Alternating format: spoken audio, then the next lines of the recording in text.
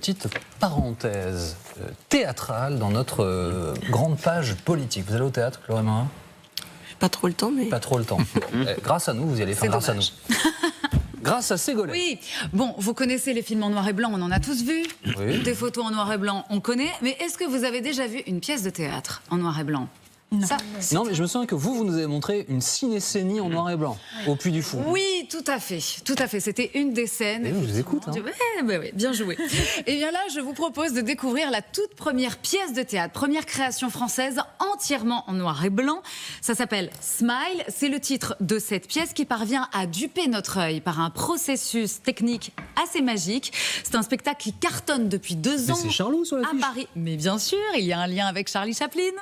Il cartonne à Paris, à Avignon. Il va bientôt partir en tournée partout en France. Regardez cet extrait du spectacle. Il n'y a pas de filtre. C'est des images couleurs. J'ai eu peur, j'ai failli pas vous trouver. Oui, non, pardon. Une accolade, non, très bien. Mais il est en chaussettes. Comment ça, vous avez failli pas me trouver?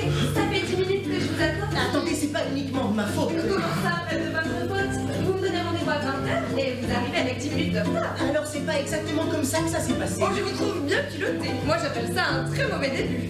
C'est incroyable. C'est absolument dingue et en vrai c'est encore plus impressionnant. La pièce s'intitule Smile, c'est une vraie prouesse visuelle où le noir et blanc est fabriqué de toutes pièces pour nous plonger dans un hommage au cinéma muet des années 20 et surtout à Charlie Chaplin qui est l'un des personnages principaux. Comment ils font alors?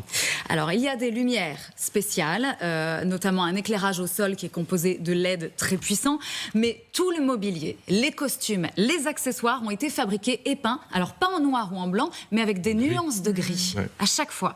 Je me suis donc rendue sur place au Théâtre de l'Œuvre à Paris quelques heures avant une représentation pour mieux comprendre. Image de David Führer et Ninon Petitjean. Ce qui est drôle, c'est qu'effectivement, on a un jus d'abricot dans l'histoire. Si on observe bien, évidemment, là, on est sur un jus d'abricot couleur noir et blanc. On est sur des couleurs grises, là. Et je remarque que le jus d'abricot, il est solide. Il est solide parce que c'est vrai que sinon, le liquide au plateau ferait que bouger tout le temps. Un verre de brandy qui est juste là aussi. Et pareil, Lui, il est un peu jaune. Il est, en fait, si on regarde bien, après, avec les lumières en cours de spectacle, il est sur une note un peu plus foncée et transparente. Donc, c'est pas non plus gris ou blanc. Voilà, Ah, le moindre détail. Le moindre détail, il faut qu'il n'y ait aucun élément de couleur. Mais alors pour les personnages, comment transformer soi-même en tant qu'acteur en noir et blanc? Direction les coulisses où le co-auteur de la pièce, également comédien, m'a confié qu'évidemment le premier retour que lui faisait le public, c'était la prouesse technique.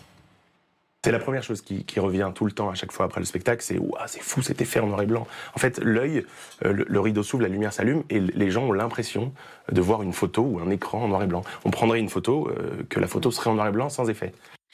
Et le travail de maquillage est très impressionnant. Chacun des 3 comédiens passe 1h30 à se maquiller pour se transformer de la tête aux pieds. Enfin, les éléments visibles, il ne faut plus voir un seul pigment de couleur, donc il faut aller jusque dans les interstices des oreilles, à l'intérieur, à l'extérieur. Pour la nuque et le haut du dos, ils se font aider, vous voyez, donc par une maquilleuse.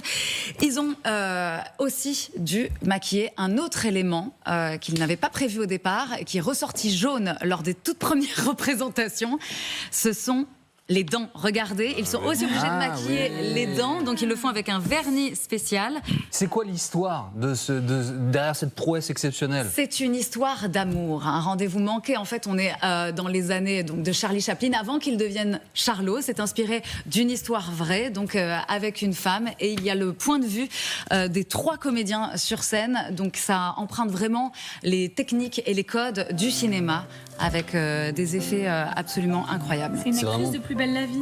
Complètement. C'est Pauline Bression qui joue dans... Très beau de les voir dans les sièges en couleur. Merci beaucoup. Smile donc. Théâtre de Smile, l'Œuvre. la pièce de théâtre à voir donc en ce moment à Paris, ensuite au Festival d'Avignon et à la rentrée partout en France. Merci beaucoup Ségolène.